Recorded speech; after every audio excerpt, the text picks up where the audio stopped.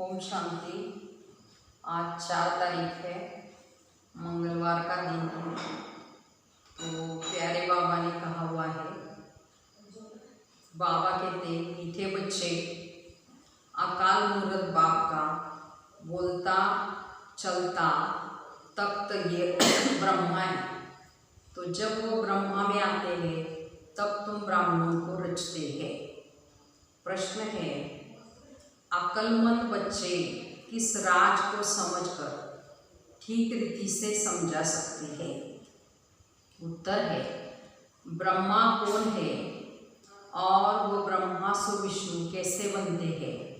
प्रजापिता ब्रह्मा यहाँ है, वो कोई देवता नहीं है। तो ब्रह्मा ने ही ब्राह्मणों द्वारा यज्ञ रचा है। तो ये सब राज अक्लमंद बच्चे की समझकर समझा सकते हैं। घोड़े सवार और प्यादे तो इसमें मूंझ जाएंगे। तो बाबा के ब्रह्मा में शिव बाबा कैसे आते हैं, फिर ब्रह्मा सु विष्णु कैसे बनते हैं, तो ये राज सबको समझाना है। और ये बाबा कहते हैं जो समझदार ज्ञानवान या अक्लमंद बच्चे हैं वही समझा सकेंगे। गीत है ओम नमो शिवाय। ओम शांति। भक्ति में महिमा करते हैं एक की। तो महिमा तो गाते हैं ना, परंतु न उनको जानते हैं, न उनके यथार्थ परिचय को जानते हैं। तो अगर यथार्थ महिमा जानते तो वर्णन भी जरूर करते।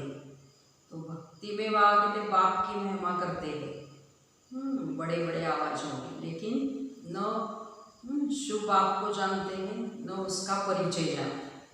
तो तुम बच्चे जानते हो कि ऊंचे से ऊंचा भगवान है, चित्र मुख्य है उनका। तो यह ब्रह्मा की संतान भी होगी ना।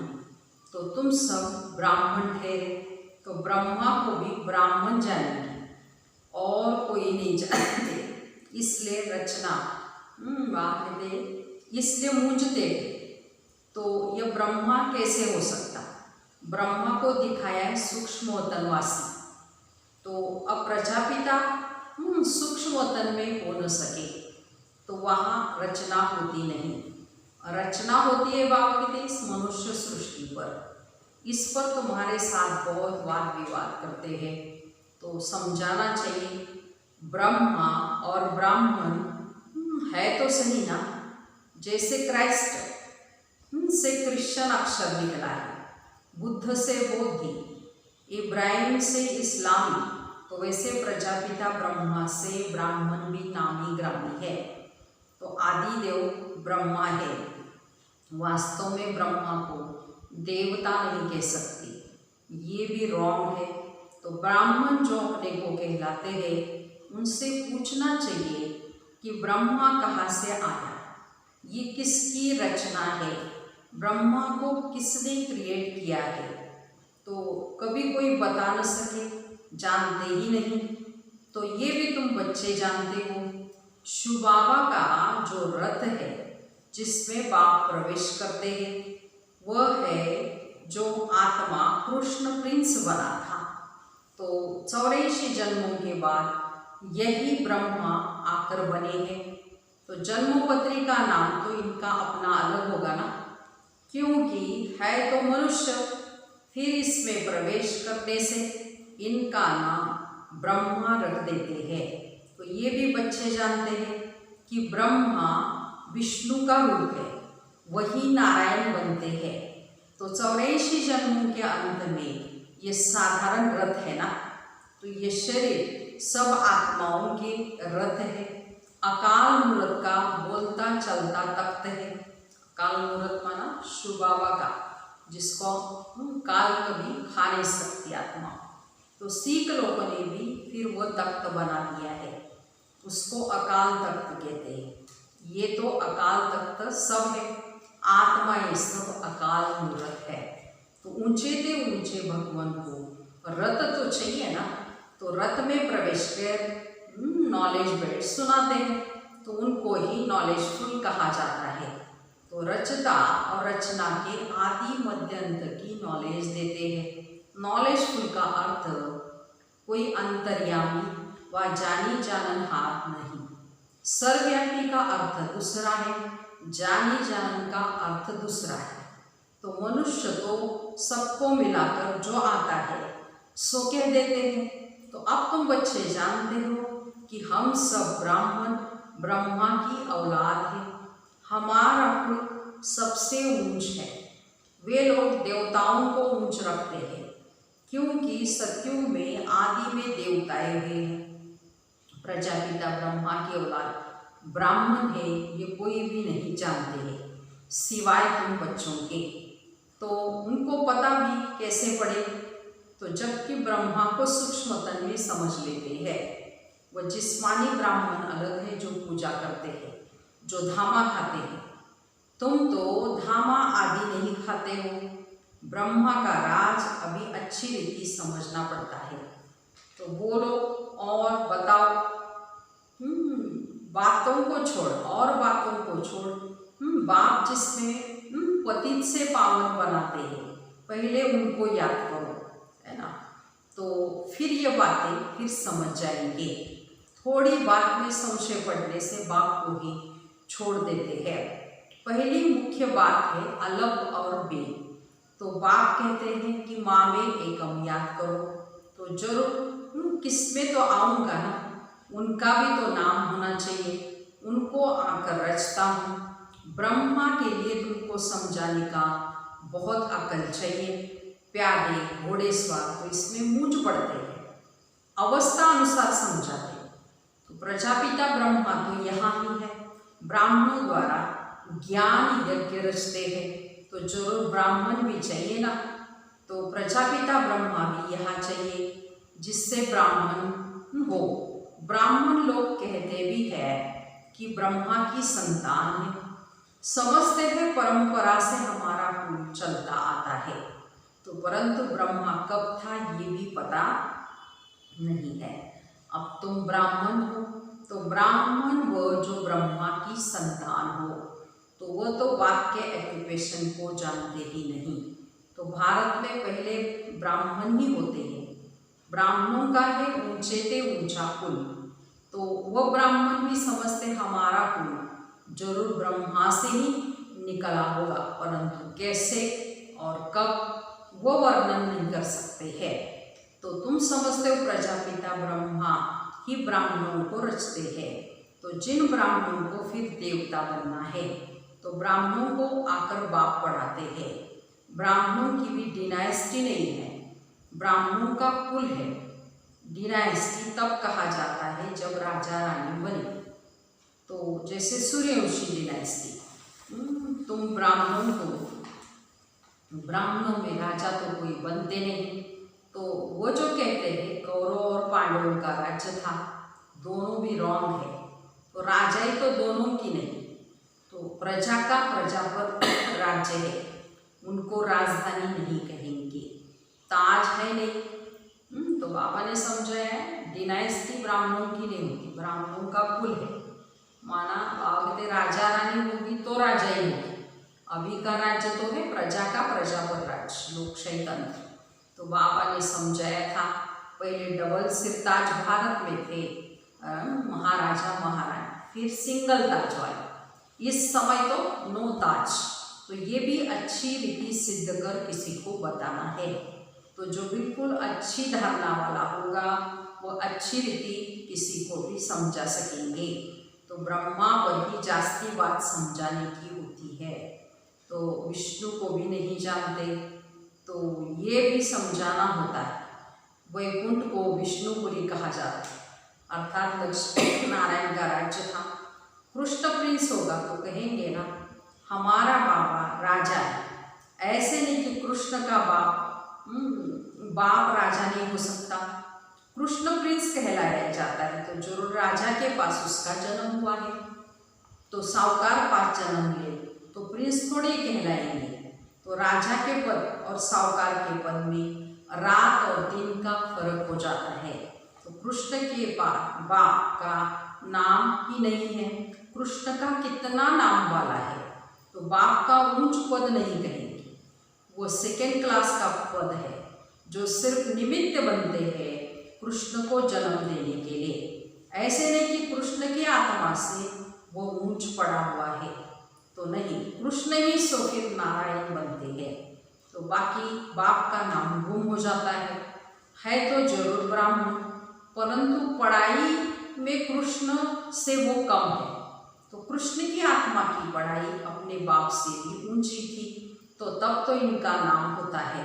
तो कृष्ण का बाप कौन, ये जैसे किसको पता ही नहीं है। आगे चल जरूर मालूम पड़ेगा, ये भी बनना तो यहाँ से ही है।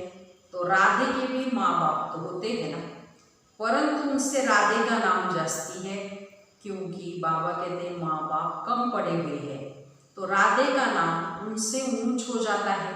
तो ये डिटेल की बातें हैं, तो बच्चों को समझाने के लिए, लेकिन सारा मदार पढ़ाई पर है।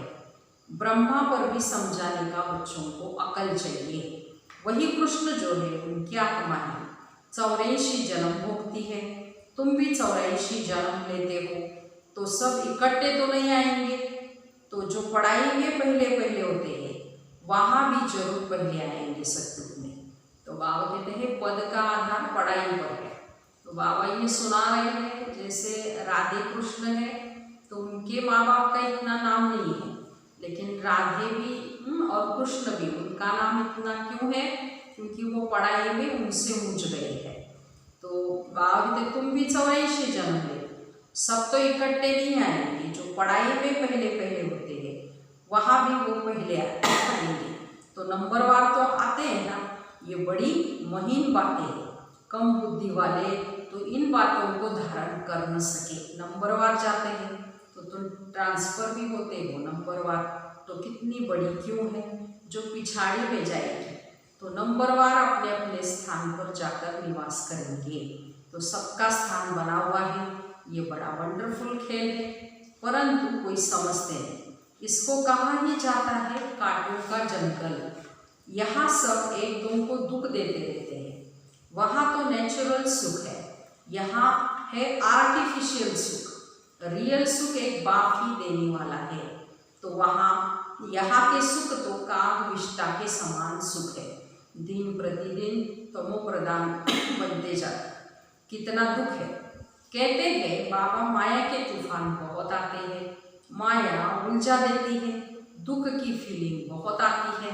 तो सुखदाता बाप के बच्चे बनकर भी अगर दुख की फीलिंग आती है तो बाबा कहते बच्चे ये सब तुम्हारा बड़ा कर्म भोग है।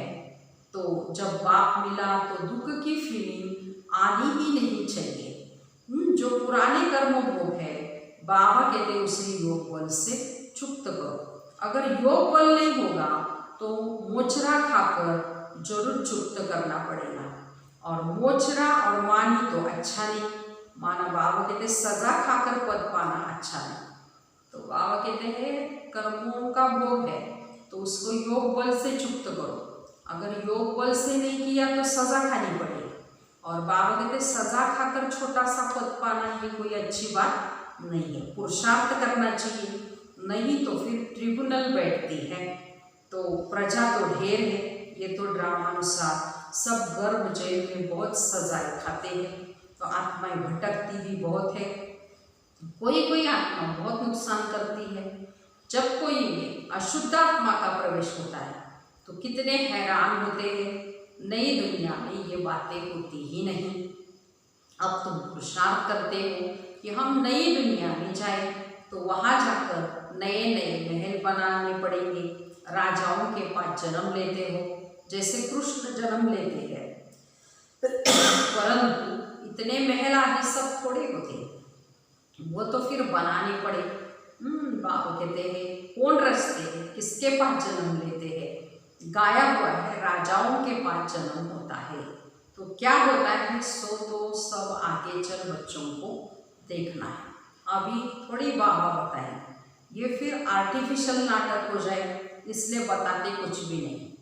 तो ड्रामा में बताने की नोंद ही नहीं। बाबा कहते मैं भी पाठधारी हूँ।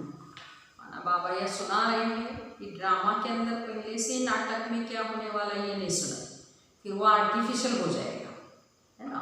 आगे की बातें पहले से ही जानना होता तो बहुत कुछ मैं बतलाता बाबा के।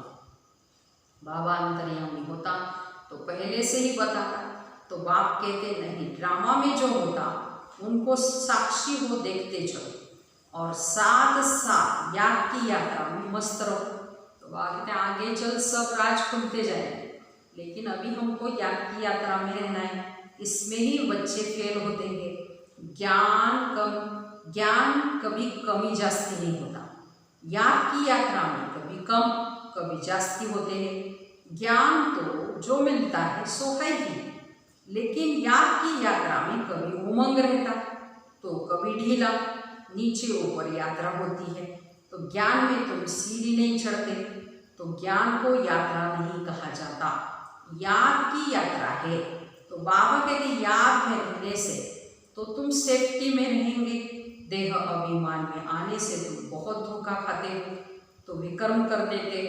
बाबा कहते काम महाशत्रु है, उसमें फेल हो जाते हो। क्रोध आदि की बाबा इतनी बात नहीं करते, जैसे काम विकार के लिए करते हैं। तो ज्ञान से या तो है सेकेंड में जीवन मुक्ति, या तो फिर कहते सागर को शाही बनाओ तो भी पूरा नहीं हो, या तो सिर्फ कहते अलग को याद करो। तो याद करना किसको कहा जाता है ये थोड़ी जानते हैं। तो कहते हैं कलयुग से हमको सतयुग में ले चलो, पुरानी दुनिया में दुख है। तो देखते हो बरसात में कितनी मकान गिरते रहते हैं, कितने डूब जाते हैं। बरसात आदि ये नेचुरल कैलेमिटीज भी होगी, तो ये सब अचानक होता है। कुंभकर्ण की नींद में सोए हुए हैं, विनाश के समय जागेंगे, फिर क्या कर सकेंगे, तो मर ही जाएंगे ना। बाबा कहते हैं धरती भी जोर से हिलती है, तूफान बरसात आदि सब होता है, बॉम्ब्स भी फेंकेंगे, परंतु यहाँ एडिशन है सिविल वॉर, रक्त की नदियाँ गाई हुई है। बाबा कहते हैं तूफान बरसात आदि ये तो है, लेकिन यहाँ मारा मारी होती है, एक दो पर केस करते रहते हैं, सो लड़ेंगे जरूर। तो सब निधन के हैं, तुम हो धनी के माना बाप के, तो कोई लड़ाई आदि तुमको किसी से नहीं करनी है। ब्राह्मण बनने से तुम धनी के बन गए, तो धनी बाप को या पति कहते हैं, या शुभ बाबा तो है ही पतियों का पति, धनी बाप को या पति को कहते हैं, और शुभ बाबा है पतियों का पति। सगाई हो जाती है तो फिर कहते हैं हम ऐसे पति के साथ कब मिलेगी। आत्मा ये कहती है शुभ बाबा हमारी तो आपसे सगाई हो गई, अब आपसे हम मिले कैसे। तो कोई तो सच लिखते हैं, कोई तो बहुत छिपाते हैं, सच्चाई से लिखते नहीं कि बाबा हमसे ये भूल हो गई, क्षमा करो। अगर कोई विकार में गिरा तो बुद्धि में धारणा उनकी नहीं हो सकती।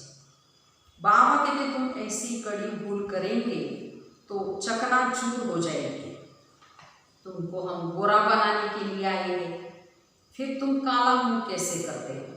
बल स्वर्ग में आएंगे, पाई पैसे का पद पाएंगे, तो राजधानी स्थापन हो रही है। कोई तो हार खाकर जन्म जन्मांतर पद भ्रष्ट हो जाती है, तो कहेंगे बाप से तुम ये पद पाने आए हो। बाप इतना ऊंच बने, बच्चे फिर प्रजा में थोड़ी रहेंगे, तो बाप गद्दी पर हो और बच्चा दास दासी बने, कितनी लज्जा की बात है। तो पिछाड़ी में तुमको सब साक्षात्कार होंगे, तो फिर बहुत पछताएंगे। नाहिक ऐसा किया। सन्यासी भी ब्रह्मचर्य में रहते, तो विकारी सब उनको माथा टेकते हैं, पवित्रता का मान है। लेकिन किसकी तकदीर में नहीं तो बाप आकर पढ़ाते हैं, फिर भी गफलत करते रहते हैं, याद नहीं करते, बहुत विक्रम बन जाते हैं। तो तुम बच्चों पर अब है बृहस्पति की दशा। बृहस्पति की दशा माना बाप की दशा, तो इससे ऊंच दशा और कोई होती नहीं। तो दशाएं चक्कर लगाती रहती है तुम बच्चों पर। तो बाबा की देह से दशाएं चक्कर लगाती है, राहु की दशा है, फिर शनि की दशा है। तो अभी सुना रहे बाबा आपके ऊपर बृहस्पति की दशा है। अच्छा, मीठे मीठे सीखिलते बच्चों प्रति माता पिता बाप दादा का याद प्यार और गुड मॉर्निंग रूहानी बाप की रूहानी बच्चों को नमस्ते। हम रूहानी बच्चों की रूहानी माता पिता बाप दादा को याद प्यार गुड मॉर्निंग और नमस्ते। हम बनेंगे फरिश्ते। वाह बाबा वाह, शुक्रिया बाबा शुक्रिया। ओम शांति। अभी सारी मुरली का धारणा के लिए मुख्य सार सुने। पहली पॉइंट है कि इस ड्रामा की हर सीन को साक्षी होकर देखना है। एक बाप की याद मस्त रहना है। याद की यात्रा में कभी भी उमंग कम न हो।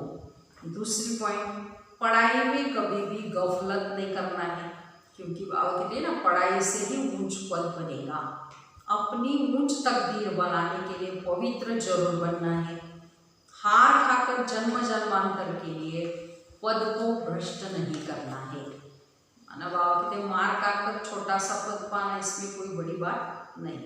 वरदान, मन मनाभों के महामंत्र द्वारा सर्व दुखों से पार रहने वाले सदा सुख स्वरूप भव। विस्तार, जब किसी भी प्रकार का दुख आए तो मंत्र ले लो, जिससे दुख भाग जाएगा। स्वप्न में भी जरा भी दुख का अनुभव न हो। तन बीमार हो जाए, धन नीचे ऊपर हो जाए, कुछ भी हो, लेकिन दुख की लहर अंदर नहीं आनी चाहिए। तो जैसे सागर में लहरें आती है और चली जाती है, लेकिन जिन्हें उन लहरों में लहराना आता है वो उसमें सुख का अनुभव करते हैं। तो लहर को जंप देकर ऐसे क्रॉस करते जैसे खेल कर रहे हैं। तो सागर के बच्चे सुख स्वरूप, दुख की लहर भी न आई। ऐसे बाबा ने सदा सुख स्वरूप भव का वरदान दिया है। तो बाबा कहते किसी भी प्रकार का दुख न आए, इसके लिए सदा मंत्र ले, जिससे दुख भाग जाएगा। कौन सा मंत्र बाबा ने सुना है? मन मनाभो का, जो महामंत्र है। आके स्वप्न में भी बाबा दुख आए या धन की या बीमारी में बाबा कुछ भी नीचे ऊपर हो जाए, लेकिन दुख की फीलिंग नहीं आनी चाहिए। जैसे सागर के अंदर भी बाबा लहरें आती हैं चली जाती, लेकिन जिनको उन लहरों के अंदर लहराना आता है वो दुख की फीलिंग नहीं करते, वो सुख की फीलिंग करते हैं। तो ऐसे वाके तो कोई भी बात आए हाई जंप लगाकर क्रॉस करो, है ना। तो खेल समझकर वहाँ कहते वो आप परिस्थिति को पार कर लेंगे, तो दुख की अनुभूति नहीं होगी, सुख के सागर में लहरा जाएगी। तो स्लोगन, हर संकल्प में दृढ़ता की विशेषता को प्रैक्टिकल में लाओ तो प्रत्यक्षता हो जाएगी। अच्छा, ओम शांति।